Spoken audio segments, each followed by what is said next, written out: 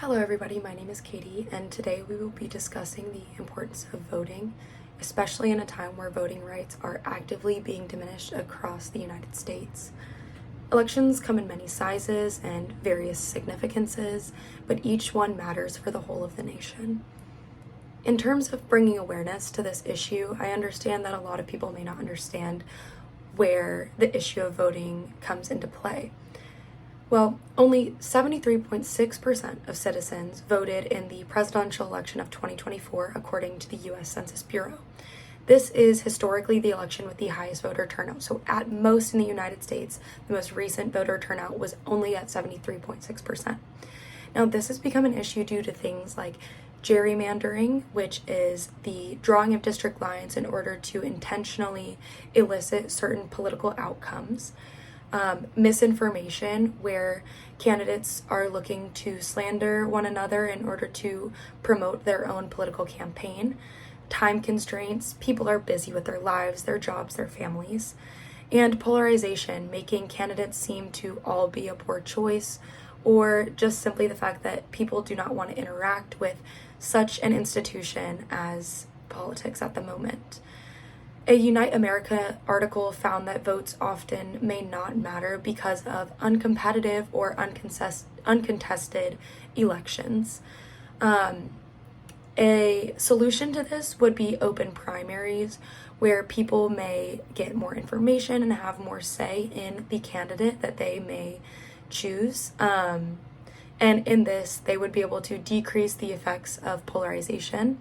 The League of Women Voters similarly found that the Electoral College, which is an issue for presidential campaigns, diminishes the power of some votes due to the indirect nature of electing the president.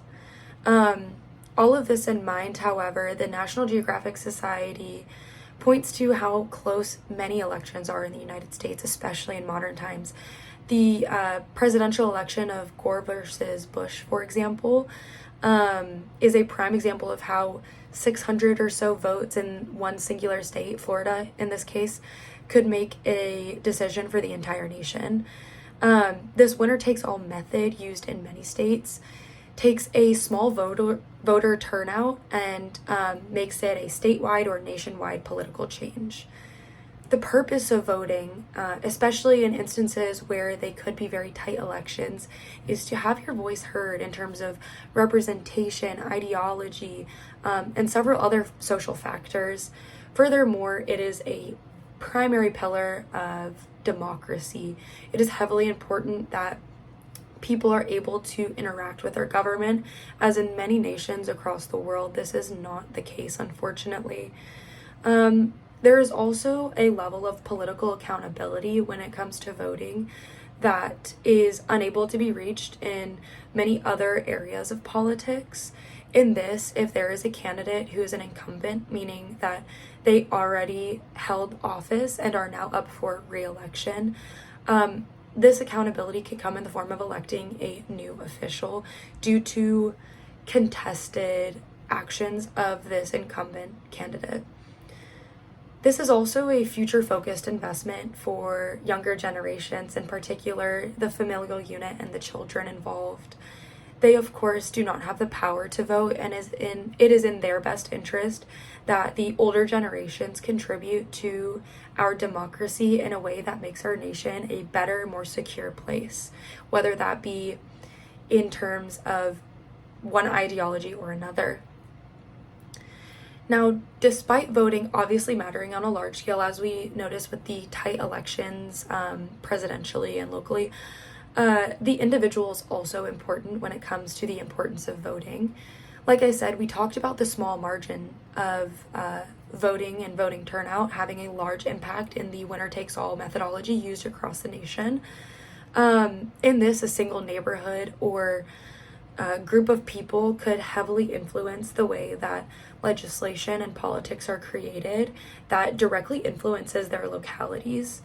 For example, school zone limits, or education ceilings, or other situations that may directly impact certain neighborhoods in specific.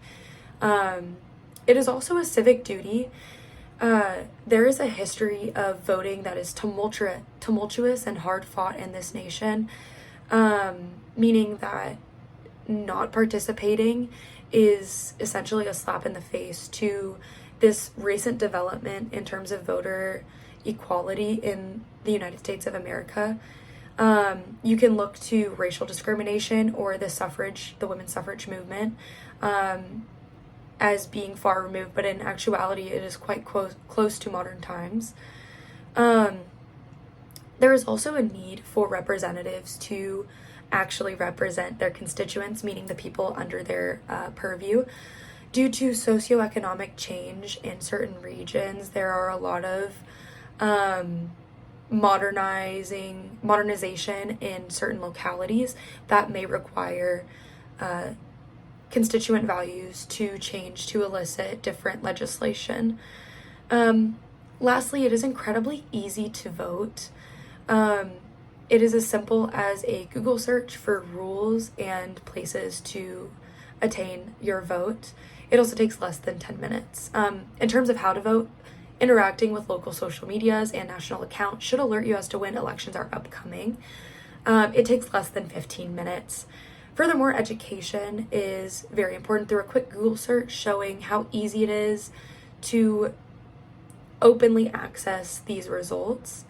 Lastly, once you understand who is up for vote and where to vote, it's as simple as driving and performing your civic duty.